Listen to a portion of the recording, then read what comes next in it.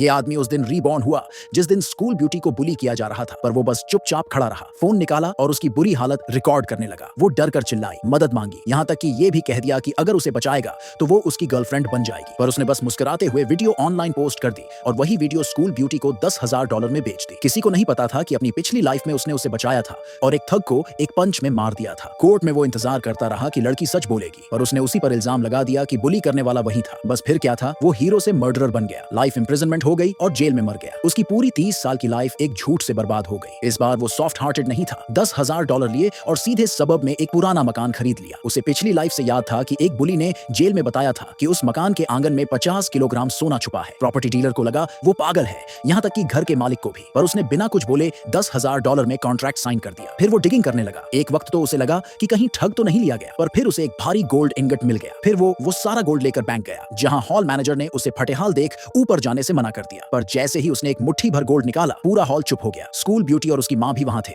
जो पहले उस पर हंस रहे थे। पर जैसे ही उसने $24 मिलियन वर्थ गोल्ड से भरा बैग खाली किया, उनका चेहरा बदल गया। उसकी मां ने बड़े प्यार से ग्रीट किया और स्कूल ब्यूटी का एटीट्यूड भी बदल गया। कहने लगी कि बस मिसअंडरस्टैंडिंग थी। पूछने लगी कि क्या वो अब भी उसे परस्यू करेगा, पर वो बस ठंडे अंदाज में उसे देखा, मुड़ा और बैंक मैनेजर से कहा कि गोल्ड काउंट करो और कैश में बदल दो। जब बैंक मैनेजर ने उसे वेल्थ मैनेजमेंट में पैसे लगाने की सलाह दी, तो उसी वक्त टीवी पर पुडोंग न्यू डिस्ट्रिक्ट के प्लानिंग की खबर चल रही थी। तब उसे एहसास हुआ कि जिस वक्त वो रिबॉर्न हुआ है, वो वही वक्त है जब कुछ लोग एक्सट्रीमली वेल्थी बनने वाले हैं। तो उसने पूरा $24 मिलियन का चेक लिया और पुडोंग न्यू डिस्ट्रिक्ट में जाकर सस्ती वर्थलेस लैंड खरीदना शुरू कर दिया। घर बेचने वाले उस पर हंस रहे थे। स्कूल ब्यूटी और उसकी मां ने भी सस्ते में उसे कई हाउसेस बेच दिए। हंसते हुए कहती रही कि अच्छा हुआ वो उसके साथ नहीं जुड़े, वरना वो पागल हो जाते। किसी को नहीं पता था कि कुछ महीनों बाद गवर्नमेंट ने रिक्विजिशन नोटिस जारी किया और पुडोंग में हर स्क्वायर मीटर की कीमत आसमान छूने लगी। वो पुरानी ब्रिक्स और टाइल्स, जिन्हें लोग वर्थलेस समझते थे, अब प्राइम लोकेशंस बन चुकी थी, जिनके लिए बड़े बड़े कैपिटलिस्ट्स हाथ जोड़कर उसे सेल करने की गुजारिश करेंगे।